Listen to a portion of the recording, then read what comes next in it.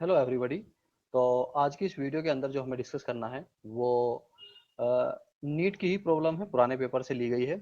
और इस क्वेश्चन के अंदर पूछा गया हुआ है कि which of the following graph represents variation of resistivity with temperature for copper. Copper के लिए जो इसकी रेजिस्टिविटी है उसका ताप के साथ, टेम्परेचर के साथ वेरिएशन, कौन सा ग्राफ सही है, कौन सा ग्राफ के द्वारा हम जो रजिस्टिविटी है कॉपर की उसको यहाँ पर रिप्रेजेंट करेगा, सही ग्राफ कौन सा होगा।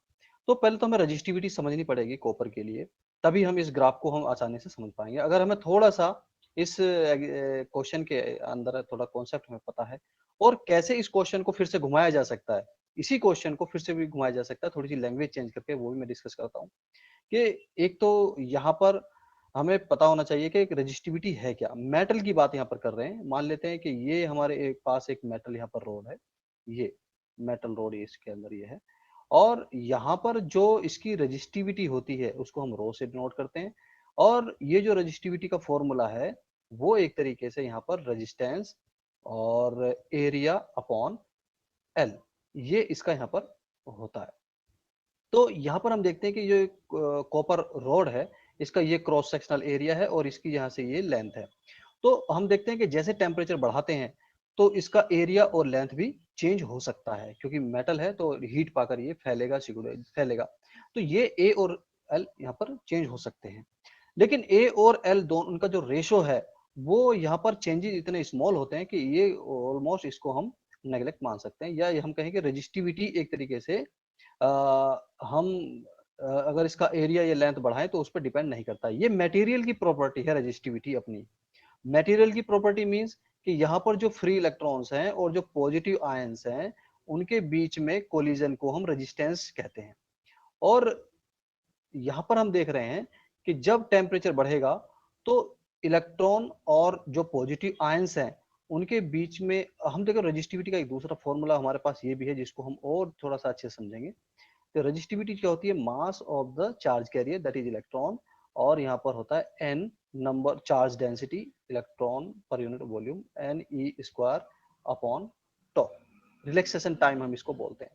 तो यहाँ पर हम देख रहे हैं कि जो रेजिस्टिविटी है वो चार्ज कैरियर्स पे तो इतना नहीं करती है, लेकिन जो ये रिलैक्सेशन टाइम है इस पर बहुत ज्यादा यहाँ पर ये डिपेंड करती है। क्यों? कि जैसे ही इस रोड का टेम्परेचर हम इंक्रीज करेंगे तो यहाँ पर क्या होगा, जो इसके बीच का रेजिस्टेंस है वो बढ़ जाता है। रेजिस्टेंस क्या होता है?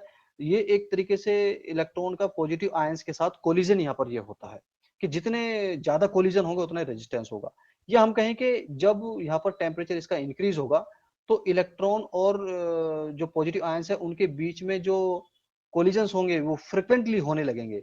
फ्रिक्वेंटली मतलब क्या होगा कि जो रिलैक्सेशन टाइम है, this is the relaxation time that is collision between two successive collisions, time taken between two successive collisions को ही हम जो कहते हैं उसको रिलैक्सेशन टाइम कहते हैं। और फ्रिक्वेंटली यहाँ पर टेम्परेचर के साथ कोलिजन वहां पर हो रहा है तो एक तरीके से टो वहां पर डिक्रीज करता है। और डिक्रीज करने से क्या होता है कि रेजिस्टिविटी वहां पर इंक्रीज होने लगती है।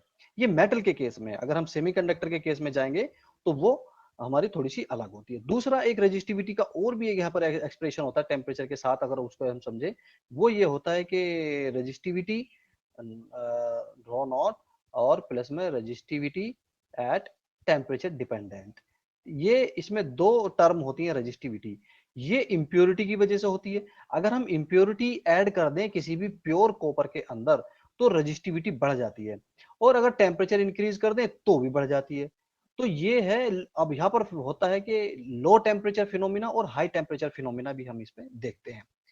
तो कर्व, लेकिन इस क्वेश्चन के अंदर हमें ये नहीं बताया है कि ये जो हमें बताना है रजिस्टिविटी का वेरिएशन वो वेरी लो टेम्परेचर पे बताना है या हाई टेम्परेचर बताना है या रूम टेम्परेचर पे बताना है।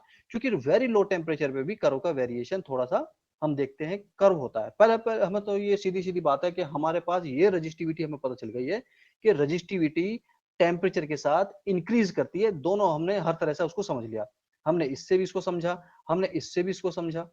और रजिस्टिविटी तार की लंबाई या उसके एरिया को बढ़ाने या घटाने से रजिस्टिविटी चेंज नहीं होती है, क्योंकि ये तो प्रॉपर जो हमारा मेटल है उसकी इंटरनल प्रॉपर्टी होती है।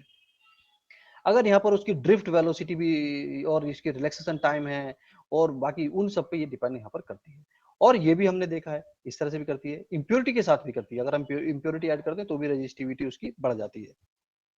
तो अब हम देख रहे हैं कि ये वाला और दूसरा और चौथा जो इसमें ऑप्शन है वो तो कैंसिल हो गए, क्योंकि यहाँ पर रजिस्टिविटी डिक्रीज हो रही है विद टेम्परेचर।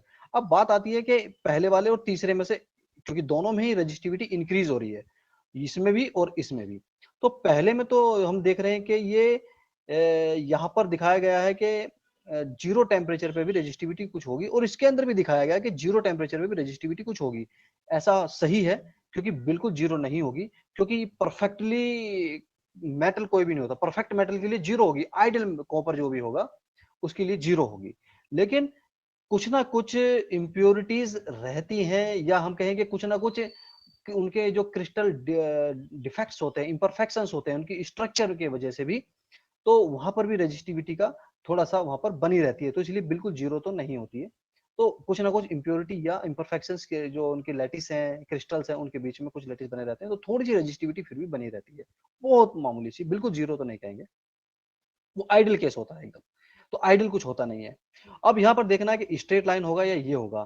तो हम यहाँ पर ध्यान देंगे कि अगर यहाँ पर ये कह देता है कि लो टेम्परेचर है या हाई टेम्परेचर है, तो हमें अगर देखना है रूम टेम्परेचर पे, ये जो प्लॉटिंग यहाँ पर ये है, ये लो टेम्परेचर के साथ जाते हैं, और ये है थोड़ी सी रूम टेम्परेचर के साथ हम जा सकते हैं। तो क्वेश्चन में मेंशन अगर होना चाहिए तो ये कौन से इसमें आ जाएंगे, तो एक तरीके से रूम टेम्परेचर पे तो मैं इस पे आंसर लगाऊंगा, और लो टेम्परेचर पे मैं इस पे आंसर यहाँ पर लगाऊंगा, क्योंकि लो टेम्परेचर पे थोड़ा सा कर्व आता है, और जैसे जैसे टेम्परेचर थोड़ा सा बढ़ता है वो एक स्ट्रेट लाइन की होने शुरू हो जाता है रूम टेम्परेचर पे। तो इसमें अगर यहाँ पर मेंशन किया हुआ होता कि ये लो टेम्परेचर पे या रूम टेम्परेचर पे है, तो हमें आसान होता था बताना। लेकिन फिर भी अगर हमें बताना है तो हम रूम टेम्परेचर को ही लेके चलेंगे, यानी कि हम इसको यहाँ पर आंसर दे सकते हैं। तो मेरी तरफ से ये आंसर इसमें होना चाहिए, रूम टेम्परेचर हम मान के चलेंगे, क्योंकि लो टेम्परेचर तो काफी लो टेम्परेचर फिनोमेना होता है, जैसे सुपर कंडक्टिविटी में हम देखते हैं, तो वहां पर भी थोड़ा सा कर्व रेजिस्टिविटी में आ जाता है। तो ये प्रॉब्लम ली गई थी एक तरीके से करंट इलेक्ट्रिसिटी वाले चैप्टर से। अगली कोई एक और प्रॉब्लम मैं अगली वीडियो के अंदर डिस्कस करूंगा। आई होप आप लोगों के लिए ये वीडियो काफी बेनिफिशियल होंगे, और आप लोगों के एग्जाम के लिए काफी महत्वपूर्ण भी है। तो चलिए इतना रखते हैं। Thank you, bye bye.